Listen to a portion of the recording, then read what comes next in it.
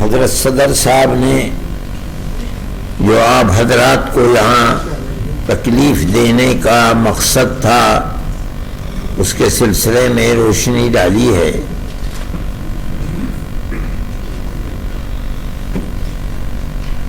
مسلمان ملک کی آزادی کے بعد اس طرح کے مسائل میں گھرا ہوا ہے.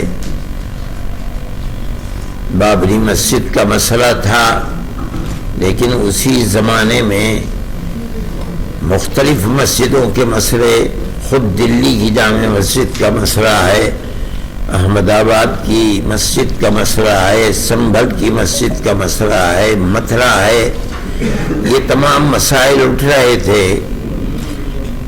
لیکن اس وقت جس تیزی کے ساتھ یہ مسائل اٹھے ہیں ان سے یہ محسوس ہوتا ہے کہ قانون کو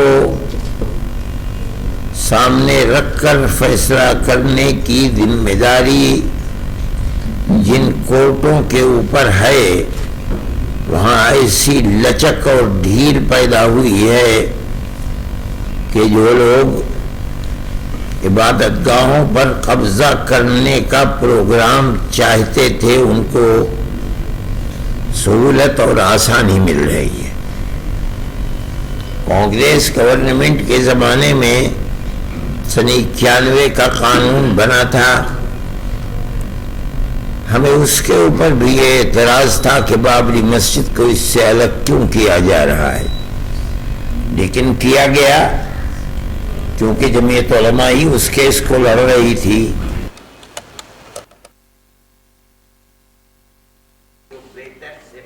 وکیل تھے، ان کو سامنے لا کر ہم نے اپنے دعوے کو پیش کیا اور ہم بار بار یہ بات کہتے تھے کہ ثبوت اور شواہد کی بنیاد کے اوپر، یعنی قانونی دلائل کی بنیاد پر جو فیصلہ سپریم کورٹ کا ہوگا ہم اسے قبول کریں گے. سپریم کورٹ کا ایک فیصلہ کہ مسجد اپنی جگہ ہے، کسی مندر کو توڑ کر نہیں بنائی گئی، یعنی جہاں بابری مسجد ہے وہ رام جنم بھومی نہیں ہے. یہ فیصلہ کورٹ نے دے دیا، سپریم کورٹ میں. یہ دلیل تھی، سروے ہوا تھا، سروے سے ثابت ہوا کہ یہاں کوئی دوسری عمارت نہیں تھی. لیکن ایک دوسرا فیصلہ کہ ہم یہ مسجد اکھاڑے کو دیتے ہیں، اس کی کوئی دلیل، کوئی ثبوت، کوئی شواہد نہیں ہے. سپریم کورٹ کے اس فیصلے نے، آپ خود دنیا کو دیکھیں، ملک کو دیکھیں، اس فیصلے نے کہ ہم عقیدے کی، عقیدت کی بنیاد پر اس مسجد کو توڑوا کر کے ہم اکھاڑے کو دیتے ہیں، اس نے جو راستہ دکھلایا ہے اس راستے دکھلانے کے بعد پھوٹ پڑے ہیں مسائل کہ اس مسجد کو بھی لو، اس مسجد کو بھی لو، اس مسجد کو بھی لو، اس کے اوپر بھی. اس کا مطلب ہے کہ قانون کے راستے کے اوپر چلنا جو کورٹ کا امتیاز تھا، صرف بابری مسجد کے فیصلے نے ایک راستہ دکھلایا تو نہیں. ان تمام قوانین اور قواعد کی لائبریریوں کو، ان کے کتابوں کو آگ لگاؤ. کوئی چیز نہیں ہے. فیصلے مذہب کے اندر جو بھی ہوں گے وہ عقیدے کی بنیاد کے اوپر ہوں گے، عقیدت مندی کی بنیاد پر ہوں گے. تو ملک کیسے چلے گا؟ یہ تو ایک تصور یہ دیا جا رہا ہے کہ جہاں بھی اکثریت اس ملک کے اندر اپنی عقیدت کی بنیاد کے اوپر کسی مسئلے کو لائے گی، وہاں حقیقت اور ثبوت و شواہد کو نہیں دیکھا جائے گا، بلکہ وہاں یہ دیکھا جائے گا کہ اکثریت کی عقیدت مندی کیا چاہتی ہے.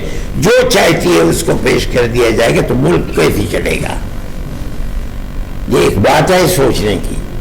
ہم صرف اتنی ہی بات کہنا چاہتے ہیں کہ اگر روش یہی چلے گی تو چاہے وہ کسی بھی اقلیت کا فرد ہو، چاہے وہ سکھ ہو، چاہے وہ جین ہو، چاہے وہ مسلمان ہو، چاہے وہ عیسائی ہو، کسی مسئلے کے اندر اس کو فیصلہ نہیں ملے گا اگر مقابلے کے اندر تناؤ ہے اور اس کے اندر عقیدت اکثریت کی اس کے اندر دخل رکھتی ہے، تو اس کے اندر اس کے مقابلے کے اندر قانون بیکار اور بے اثر ہو جائے گا.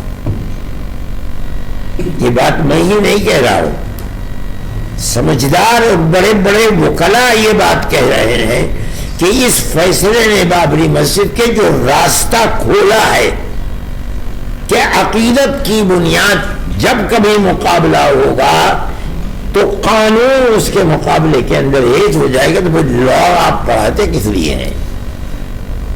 لائبریریوں کے اندر آپ کے ہزاروں کتابیں کس لیے رکھی ہوئی ہیں؟ ان کو آگ لگا دیجیے. یہی مسئلہ ہے. یہ ملک کا میں سمجھتا ہوں بہت بڑا المیہ ہے کہ اس ملک کے اندر آج مسلمان یہ کہہ رہا ہے کہ مسئلے کی بنیاد لوور کورٹ سے لے کر سپریم کورٹ تک عقیدت کے اوپر ہے، قانون کے اوپر نہیں ہے. میں اس کو بہت بڑا المیہ سمجھتا ہوں اور ایک یہ داہیہ ہے، بڑا مسئلہ ہے. اس مسئلے کو سوچنا چاہیے اور جن لوگوں کے ہاتھ میں ملک کی باغڈور ہے انہیں سمجھنا چاہیے کہ مسئلے ملک کو کدھر لے کر کے چلنا ہے. میں اس سے زیادہ اپنے افسوس کا کوئی اور اظہار نہیں کر سکتا. بہت بہت شکریہ مولانا. میں اب درخواست کروں گا